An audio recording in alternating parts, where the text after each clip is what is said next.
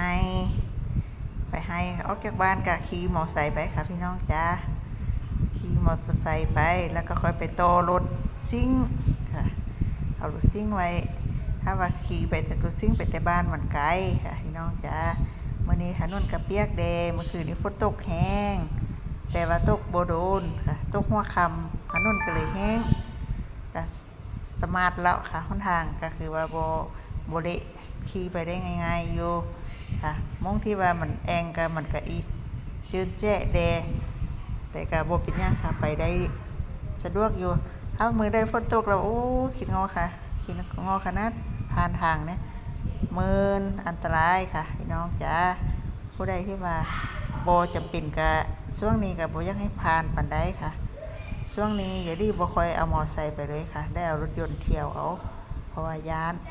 เพราะว่ามันมืนค่ะเพิ่นเฮ็ด